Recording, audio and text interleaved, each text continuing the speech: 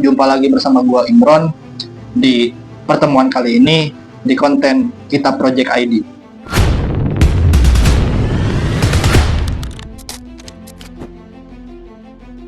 Mengutip dari buku Konflik Sampah Kota karya sejarawan Bekasi Ali Anwar, TPA Bantar Gebang ada sejak tahun 1985. Lokasinya berada di Kelurahan Cikihul, Kelurahan Sumur Batu, dan Kelurahan Ciketingudi. Dulunya, lokasi ini merupakan galian-galian besar yang ada sejak tahun 1978.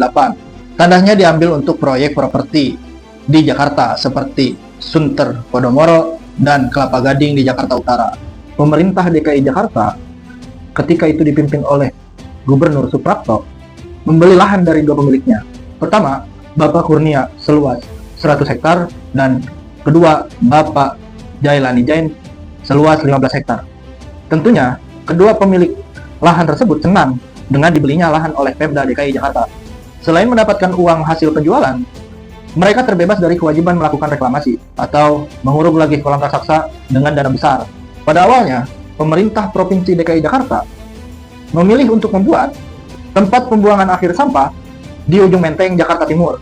Tetapi, kawasan tersebut dirasa kurang strategis karena telah dipenuhi oleh rumah padat penduduk serta kawasan industri jatuh keluar daerah DKI Jakarta seperti Bogor, Depok, Tangerang, serta Bekasi. Berbagai pertimbangan lain telah dilakukan. Akhirnya, pemerintah DKI Jakarta memutuskan untuk memilih Kota Bekasi, yang dikala itu Kota Bekasi masih bagian dari Kabupaten Bekasi, sebagai lokasi untuk tempat pembuangan akhir atau TPA Bantar Gebang.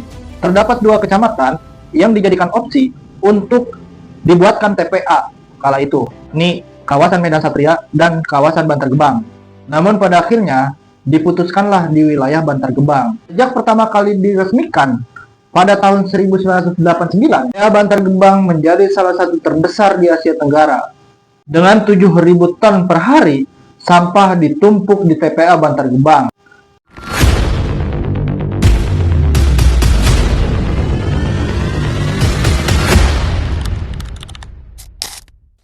Dilansir dari portal resmi Unit Pengelolaan Sampah Terpadu Provinsi DKI Jakarta, dalam pengelolaan TPA Bantar Gebang terjalin kerjasama antara pemerintah Provinsi DKI Jakarta dan pemerintah Kota Bekasi.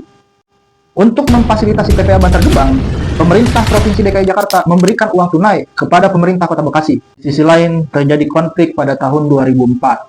Sempat terjadi kemarahan rakyat karena datangnya sampah DKI Jakarta. Masyarakat Bantar Gebang meminta kompensasi perbaikan layanan kesehatan. Mengingat masyarakat Bantar Gebang terkena dampak kurang baik atas hadirnya TPA Bantar Gebang. Sebagai informasi, masyarakat Bantar Gebang diberikan kompensasi melalui kerjasama antara pemerintah DKI Jakarta dan pemerintah Kota Bekasi. Pada tahun 2024, Pemkot Bekasi menerima sekitar 114 miliar dan 42 miliar yang disalurkan kepada masyarakat terdampak melalui mekanisme yang telah ditetapkan oleh Dinas Lingkungan Hidup Kota Bekasi. Namun di sisi lain, kompensasi ini bukan solusi terbaik bagi masyarakat terdampak.